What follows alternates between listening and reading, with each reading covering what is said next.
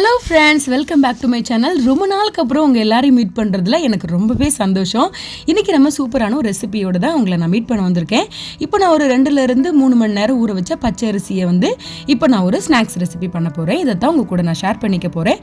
பாப்பாவை அமைதியாக ஒரு இடத்துல உட்கார வச்சாச்சு. இப்போ நம்ம வேலையை நம்ம ஸ்டார்ட் பண்ண போகிறோம்.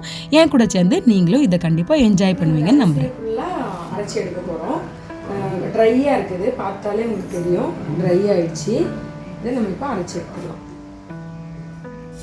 ஒரு 2 ஏலக்காய் மட்டும் ஆட் பண்ண போகிறோம் ஒரு வாசத்துக்காக. உங்களுக்கு ரொம்ப இந்த ஃப்ளேவர் பிடிக்கும்னா 3 கூட ஆட் பண்ணிக்கலாம்.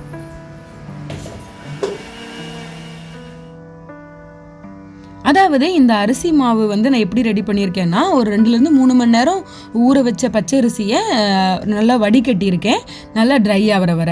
அதுக்கப்புறமா நம்ம மாவெல்லாம் அரைச்சி எடுத்தாச்சு. மாவு ரெடி ஆயிடுச்சு. இப்போது இதுக்குள்ளே சேர்க்கறதுக்காக நான் ஒரு கைப்பிடி அளவுக்கு நிலக்கடலை பருப்பு, ஒரு கைப்பிடி அளவுக்கு பொட்டுக்கடலை, இது 2யுமே க்ளீன் பண்ணி எடுத்துக்கிட்டேன். இது எல்லாத்தையுமே நம்ம பண்ண போகிறோம்ல, இந்த ரெசிபி கூட தான் நம்ம ஆட் பண்ண போகிறோம். அதாவது இதை எங்கள் ஊர் சைட்லாம் விவிகான்னு சொல்லுவாங்க. இப்போ இதை ஸ்வீட் இட்லின்னு எல்லாரும் சொல்லிக்கிறாங்க. ஆனால் எங்கள் பாட்டி, எங்கள் அம்மாலாம் இது அடிக்கடி பண்ணுற ஒரு ரெசிபி தான். இப்போ இதை நான் செய்கிறதுக்காக 2 கரண்டி அளவுக்கு மாவு எடுத்திருக்கேன்.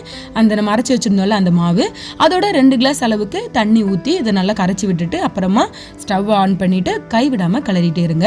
கொஞ்சம் கொஞ்சமாக இது திக்காகிட்டே வரும். இது நல்லா திக்காகணும் ஓரளவுக்கு. இந்த மாதிரி வச்சுக்கோங்களேன். இந்த மாதிரி திக்கானோடனே நம்ம ஸ்டவ் ஆஃப் பண்ணிடலாம். இப்போ இது ஆறுற வரை நம்ம வெயிட் பண்ணலாம். அதுக்குள்ளே நம்ம நட்ஸ்லாம் ரெடி பண்ணியாச்சு. நீங்கள் ஒருவேளை உங்கள்கிட்ட முந்திரி பருப்பு இருந்துச்சுன்னா அதை ஆட் பண்ணிக்கலாம். எங்கிட்ட இல்லை, கொஞ்சமாக இருந்துச்சு. அதனால் நான் அது போடாமல் பொரிக்கடலை, நிலக்கடலை, அப்புறமா கிஸ்மிஸ் பழம் இது எல்லாமே ஆட் பண்ணிக்கிட்டேன். இப்போ நான் 2 வாழைப்பழம், அதாவது சின்ன சைஸ் வாழைப்பழம் இருக்கும்ல, நம்ம பூவம் பழம்லாம் சொல்லுவாங்க, அந்த மாதிரி பழம் எடுத்திருக்கேன். அதில் 2 பழத்தை நல்லா அந்த மாதிரி நான் மிக்ஸில் போட்டு கிரைண்ட் பண்ணி எடுத்துக்கிட்டேன். நீங்கள் கையில் வச்சு மசிக்கணுன்னாலும் மசிச்சிக்கலாம். இப்போ நம்ம கஞ்சி எல்லாமே ஆறி வந்துருச்சு. அதாவது நம்ம இப்போ காய்ச்சினோம்ல அந்த கஞ்சி, இது எல்லாத்தையுமே நம்ம இப்போ இந்த மாவோட மிக்ஸ் பண்ண போகிறோம். வாழைப்பழம், அதுக்கப்புறமா நம்ம காய்ச்சி வச்சுருந்த கஞ்சி, நட்ஸு நம்ம ஒன்றும் ரோஸ்ட் பண்ணி எடுக்கணும்னு ஒன்றும் அவசியம் இல்லை. சும்மா ராவாகவே நம்ம உள்ளே போட்டு நல்லா மிக்ஸ் பண்ணிடலாம். கை வச்சு மிக்ஸ் பண்ணுறது தான் கரெக்டுன்னு நினைக்கிறேன். ஏன்னா கரண்டி வச்சு மிக்ஸ் பண்ணுறதுக்கு நமக்கு கொஞ்சம் கம்ஃபர்டபுளாக இல்லை. இப்போ இதில் நம்ம ஸ்வீட்லாம் ஆட் பண்ண போகிறது இல்லை, ஜஸ்ட் உப்பு மட்டும்தான் போட போகிறோம். உப்பு மட்டும் போட்டுட்டு இதை நல்லா பிசைஞ்சு எடுத்துக்கலாம்.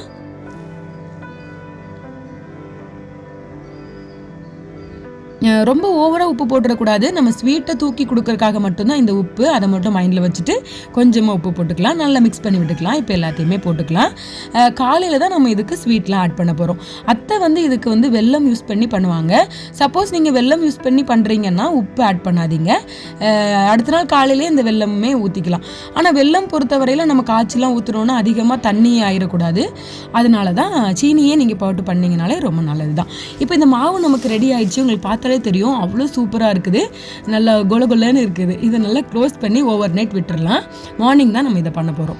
நைட்டே நான் மீன் குழம்புலாம் ரெடி பண்ணிட்டேங்க. ஏன்னா காலையில் கொஞ்சம் ஈஸியாக இருக்கும்ல, அதனால குழந்தைய வச்சுட்டு நமக்கு எப்போ முடியுமோ அப்போ அந்தந்த வேலையை நம்ம கம்ப்ளீட் பண்ணிடலாம். நைட் டைம் கொஞ்சம் அவங்க அப்பாலாம் வந்ததுனால பாப்பாவை கொஞ்சம் அவங்க நல்லா பார்த்துப்பாங்க. அவங்க அப்பா விட்டுட்டு நம்மகிட்ட வரவும் மாட்டா. அதனால நான் என்னோட சின்ன சின்ன வேலைகளெல்லாம் நான் முடிச்சுட்டு இருந்தேன். பெருக்கிற வேலை, அப்புறமா வீடு ரொம்ப அசிங்கமாக இருந்துச்சு. அந்த ஹால்லாம் பாப்பா அழுக்காக்கி போட்டிருந்தேன். அதனால் அது எல்லாமே இன்றைக்கி க்ளீன் பண்ணிடலான்னு பிளான் பண்ணி அந்த ஹால், கிச்சன் எல்லாத்தையுமே நல்லா தொடச்சி விட்டுக்கிட்டேன். எப்போ நமக்கு ஃப்ரீ டைம் கிடைக்குதோ அப்போ அந்த டைமை நம்ம யூஸ் பண்ணுறது ரொம்பவே நல்லது. இந்த மாதிரி குழந்தைங்கள வச்சுட்டு இருக்கிற அம்மாமார். அதனால நானுமே என்னால் முடிஞ்ச அளவுக்கு அந்த மாதிரி தான் அதை பார்த்துப்பேன். மோஸ்ட்லி நம்ம சாப்பாடு கொடுக்குறது எல்லாமே இந்த ஹாலில் வச்சு, அப்புறம் நம்மளுமே சாப்பிட்றது இந்த ஹாலில் வச்சுங்கிறனால, ஹால் வேறு ஒயிட் கலர் டைல்ஸுங்கிறனால கொஞ்சம் அடிக்கடி இந்த மாதிரி அழுக்காகிற மாதிரி இருக்கும்.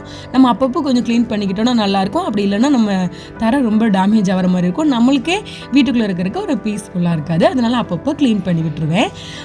அன்றைக்கி எல்லா ரூமையெல்லாம் நான் துடைக்கல. இந்த ஹாலும் கிச்சனும் மட்டும் தான் ரொம்ப அழுக்காக இருந்துச்சு. அதை மட்டும் க்ளீன் பண்ணி விட்டுட்டேன். அவ்வளோதான். இதுக்கப்புறம் நம்ம படுக்க தான் போகிறோம். ஏன்னா கடைசியாக நம்ம வீட்டு துடைச்சிட்டோன்னா அப்புறம் நம்மளே அதில் நடக்க மாட்டோம். வீடு க்ளீனாக இருக்கும்ல, அதனால தான். இப்போ கிச்சன் உள்ள ஓரளவுக்கு எல்லா வேலைகளையுமே, பாத்திரம் கழுவுறது, அந்த மாதிரி வேலைகளெல்லாம் ஓரளவுக்கு க்ளீன் பண்ணி முடிச்சுட்டு நான் படுக்க கிளம்பிட்டேன். பாப்பாவும் அவங்க அப்பா கூட தான் இருந்தா.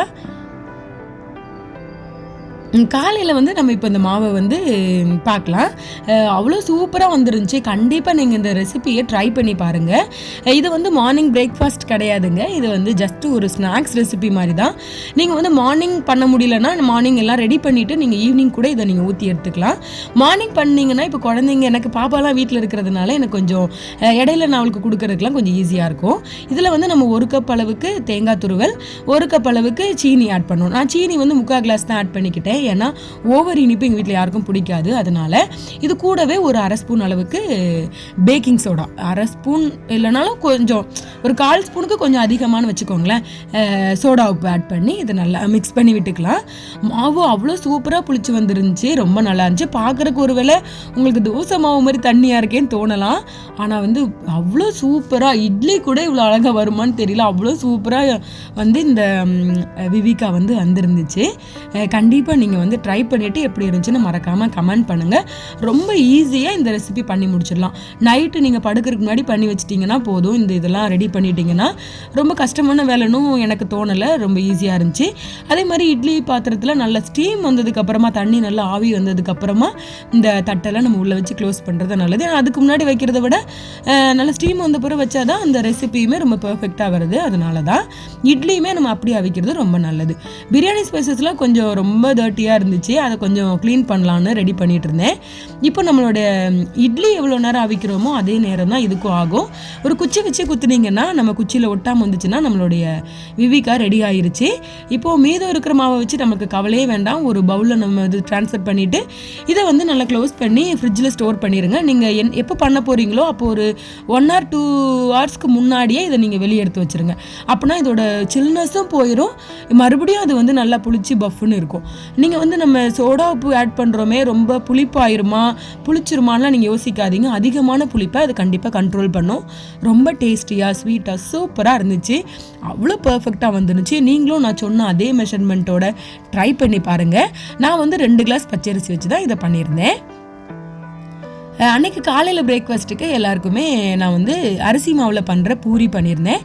கேரளா சைடில் இதை பத்தல்னு சொல்கிறாங்க. எல்லோரும் சாப்பிட்டுட்டு அப்புறமா நம்ம ஃப்ரெஷ்ஷப் ஆக வேண்டியதான். பாப்பா அப்போது கொஞ்சம் நேரத்துக்கு முன்னாடி தான் எழும்பி வந்தா. அப்புறமா அவங்க அப்பா கூட சேர்ந்து அவளும் சாப்பிட்டுட்டு இருந்தா.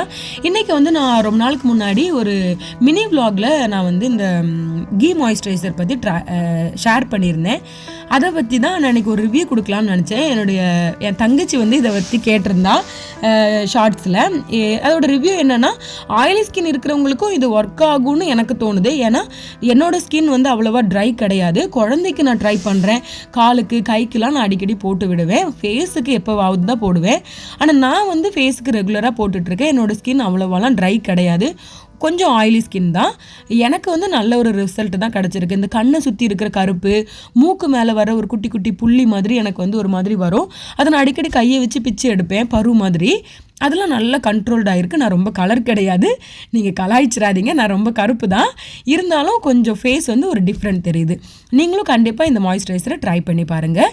இன்னொரு இன்ட்ரெஸ்டிங்கான வீடியோவில் நான் உங்களை மீட் பண்ணுறேன். அது வரைக்கும் பாய்.